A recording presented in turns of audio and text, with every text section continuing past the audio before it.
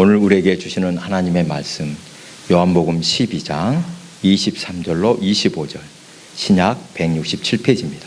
제가 읽겠습니다. 예수께서 대답하여 이르시되 인자가 영광을 얻을 때가 왔도다. 내가 진실로 진실로 너희에게 이르노니 한 알의 밀이 땅에 떨어져 죽지 아니하면 한 알 그대로 있고 죽으면 많은 열매를 맺느니라. 자기의 생명을 사랑하는 자는 잃어버릴 것이요 이 세상에서 자기의 생명을 미워하는 자는 영생하도록 보존하리라. 아멘. 우리 함께 인사 나누겠습니다. 보고 싶었습니다. 당신의 얼굴을 보니, 따라하세요. 당신의 얼굴을 보니 천사를 본 듯합니다. 우리는 한 가족입니다. 예, 감사합니다. 오늘 본문 말씀은 여러분이 자주 들어서 이미 잘 아는 내용일 것입니다. 그렇죠? 한 알의 밀이 땅에 떨어져 죽어야만, 썩어야만 싹이 나고 자라서 열매를 맺는 것 다 아는 이야기입니다. 그런데 성경은 어렵거나 몰라서가 아니라 알기는 알아도 실천하기 어려운 것이 문제입니다. 그렇죠? 듣기는 들어도 결단과 희생이 어렵다는 것입니다. 제가 우리 노예 역사위원회에서 활동을 하다 보니 뜻깊은 역사 유물이나 사적지들을 돌아볼 기회가 있습니다. 며칠 전 광양 지역 교회를 방문했습니다. 신앙리라고, 여러분 광양에 신앙리가 어디 있습니까? 저기 백운산 있는데 그 밑에 있는 교회입니다. 한 120년이가 된 교회인데 이 교회를 둘러보고 또 진산면 어디 가니까 광양 기독교 선교 100주년 기념관이 있었습니다. 거기를 또 방문했습니다. 산속에다가 정말 잘 이 시설을 마련해 두었습니다. 감동적인 역사가 있었습니다. 많은 이들의 눈물과 희생으로 그 지역에 교회가 세워지고 복음이 전파되었다는 것을 다 기록으로 남겨놨습니다. 제가 그걸 보면서 역사를 기록하고 보존하는 것 정말 중요하구나, 이 필요성을 깨닫게 되었습니다. 여러분, 우리 교회도 그냥 세워진 것이 아닙니다. 당연하죠. 곳곳에 역사가 있습니다. 우리 교회당에는 한 사람 한 사람의 희생과 헌신, 봉사가 담겨 있습니다. 언젠가 한번 소개한 적이 있습니다만 우리 백숙교회 1938년에 이름이 등장합니다. 이 지역에 이 가까운 지금 이 안동인가 지금 살고 있다는데 송호철이라는 분 아십니까? 송호철 고흥문화원에서 근무했던 분인데 이분이 근대 고흥 기독교의 수용과 활동이라는 논문을 썼는데 논문을 써서 저에게 한 권 주었습니다. 거기 보니까 당시 김정복 목사님이라는 분이 우리 백숙교회를 순회하며 목회했다라는 기록이 있습니다. 그 기록의 출처가 어딘가 보니까 조선 총독부 관보입니다. 아마도 당시에는 교회가 아니라 기도처였을 것 같습니다.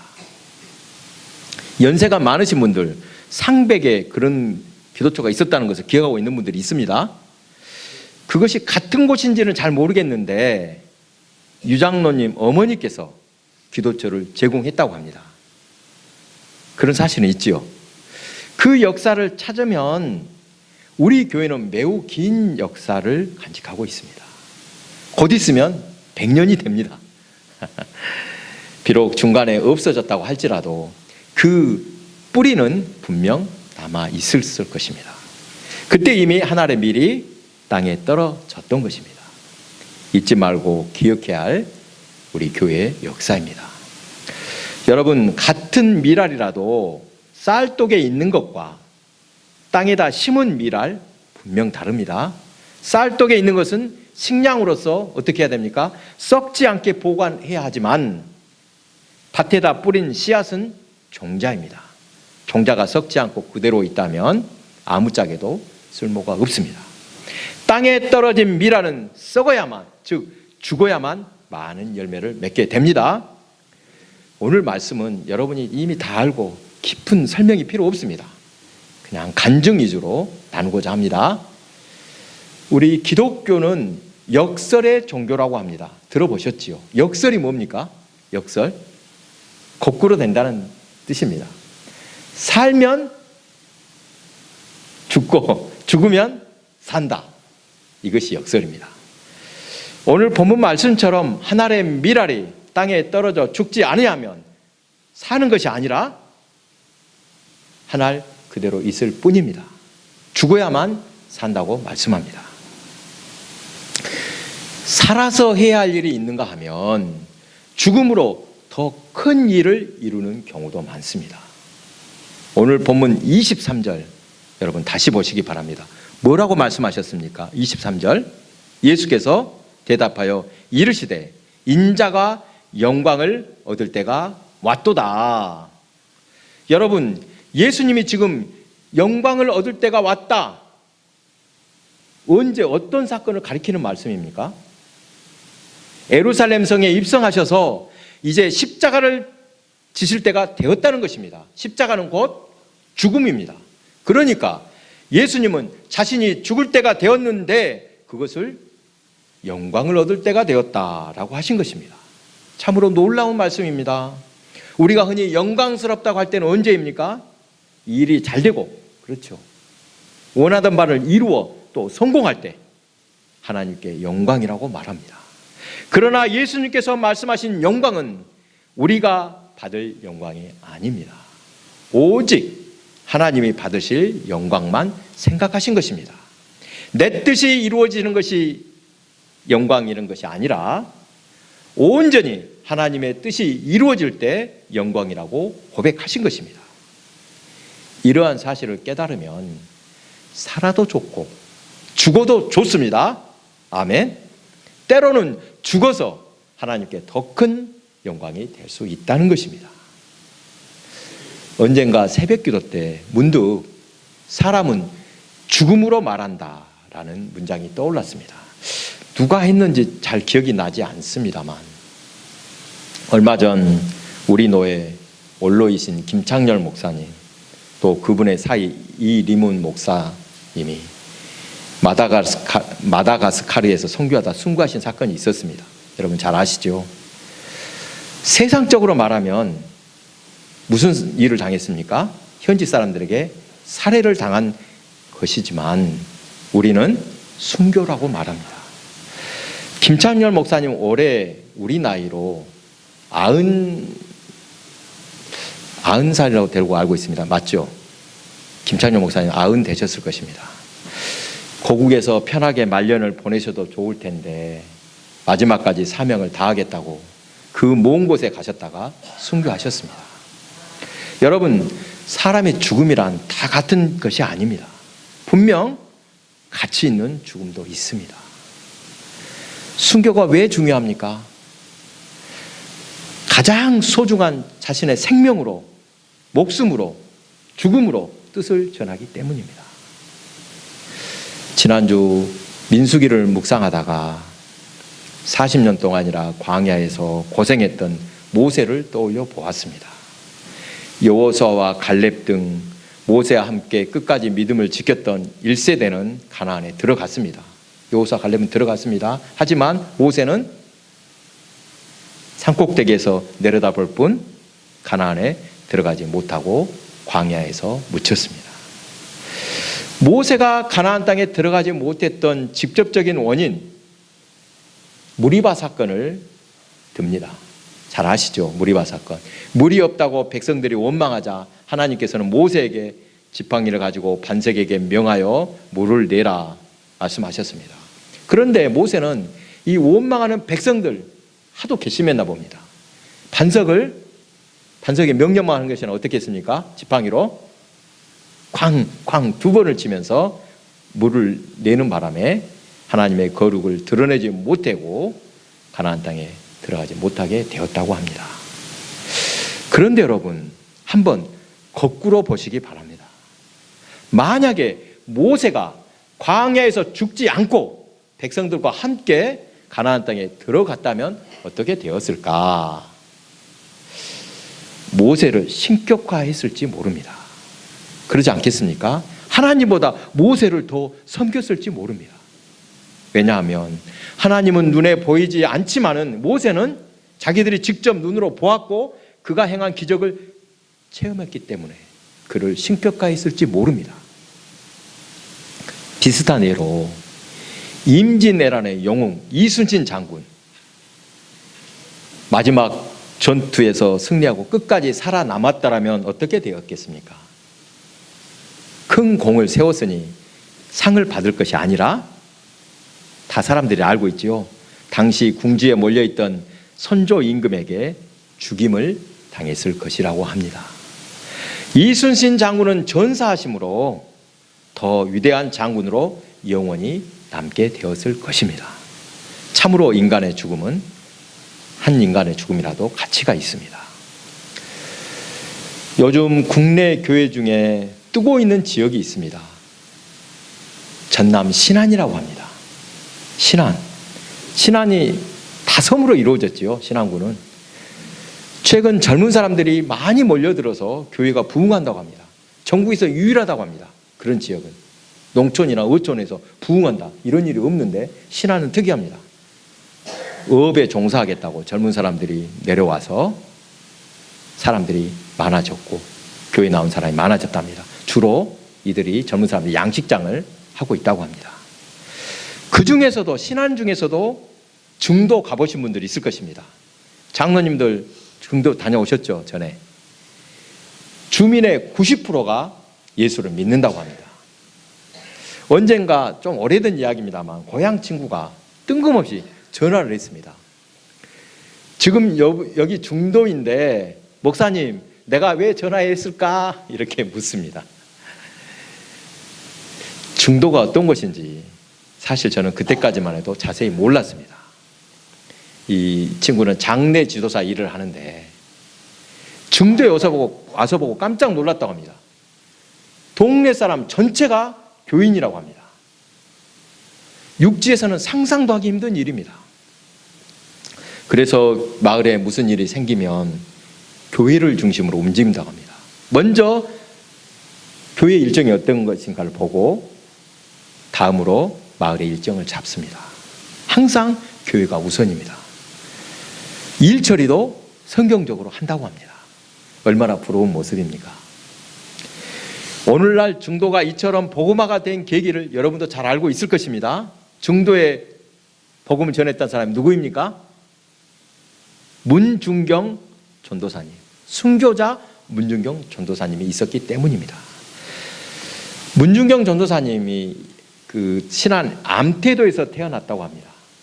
여러분 혹시 그 정태기 목사님 아시죠? 치유 상담하시는 그분의 작은 어머니 되신다고 합니다. 17살에 암태도에서 중도로 시집을 갔더니 얼굴도 모르는 신랑이 이미 다른 여자와 살림을 차리고 있더랍니다. 시집 와서 보니까 이미 딴 살림을 차리고 있습니다. 남편의 무관심 속에서 20년간 시부모님을 모시고 살았습니다. 이 며느리가 하도 착하니까 시아버지가 아주 잘 대해줬나 봅니다.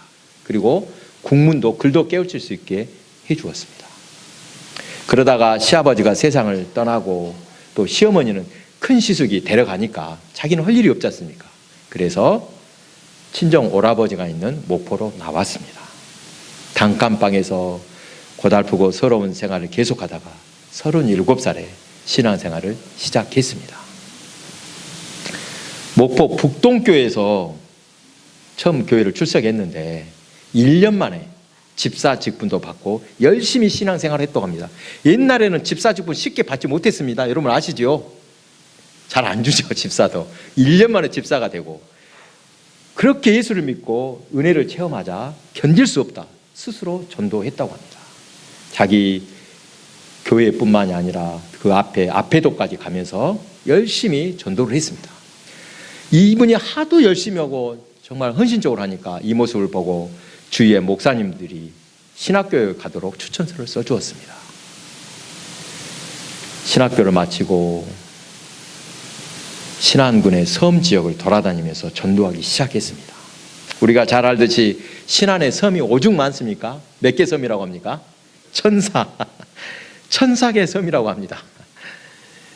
여자 홀몸으로 나룻배를 타고 다니며 뻘속에 빠지고 숱한 고생을 하며 그야말로 목숨을 걸고 복음을 전했습니다. 옛날에 다 고무신 신고 다녔지요. 고무신 신어본 분들은 아실 것입니다. 1년에 한 몇 켤레나 닳습니까? 고무신만 계속 신고 다니면? 예? 예. 그렇죠. 한 두세 컬리 정도 다른다고 합니다. 예. 그러니까 그렇게 많이 달아다니도 두세 컬리면 많이 신는다고 합니다. 그런데 문중경 전도사님이 1년에 9컬레가 다를 정도로 열심히 돌아다녔다고 합니다. 때로는 의사로, 산파로 사람들을 돌봐주었습니다.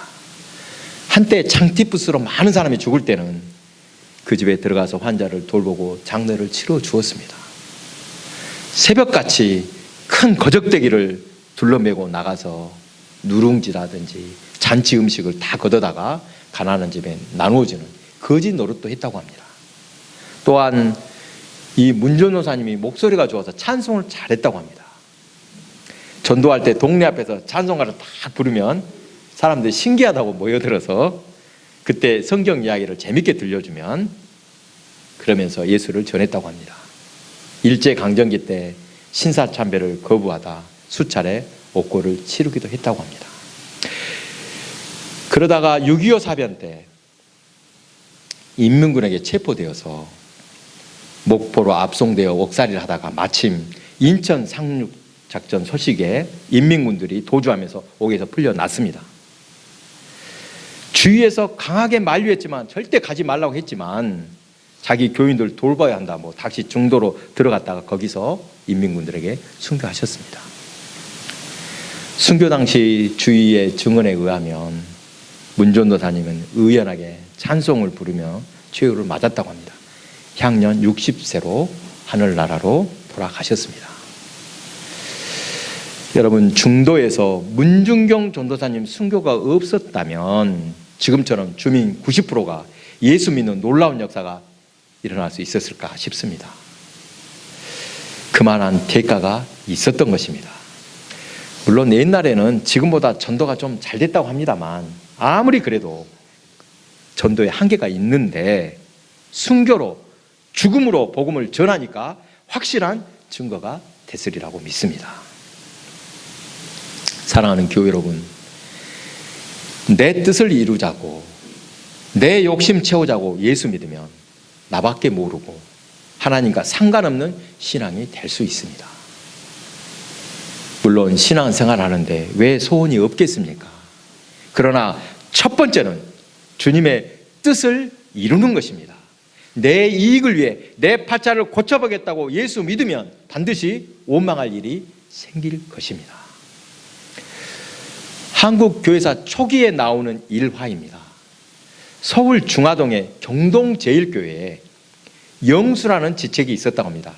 여러분, 영수라는 직책 들어보셨습니까? 옛날에 영수는 지금의 장로와 같은 직책으로서 교회를 관리하고 섬기는 일을 했습니다.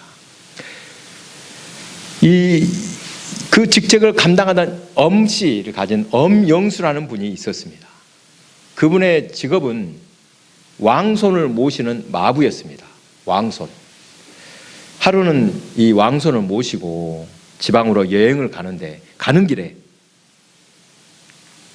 먼 길이라 가는 길에 나으리 예수 믿으시죠? 라고 전도를 했습니다. 왕손이 물었습니다. 아니, 네가 다 예수를 믿느냐? 예, 그렇사옵니다. 한 3년 됐습니다. 저는 예수를 믿고 마음이 너무 기쁩니다. 그 말을 들은 왕손이 마부에게 빈정거리며 말했습니다. 예수를 믿으면 너 같은 상놈이 양반이라도 된다더냐? 그때 엄영수가 대답했습니다. 나으리, 예수 믿는 도리는 그런 것이 아닙니다.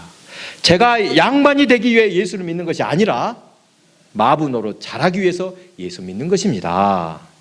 이 말이 왕손의 마음에 깊은 감동을 주었습니다. 그리고 마음이 열려 예수를 믿게 되었고 그 왕손은 훗날 목사가 되었다고 합니다. 사랑하는 교회 여러분, 주님을 위해 순교한 분들처럼 목숨을 내놓지는 못하더라도 자신의 욕심은 조금 내려놓고 자아를 죽이는 영적 각성은 가능하리라고 믿습니다.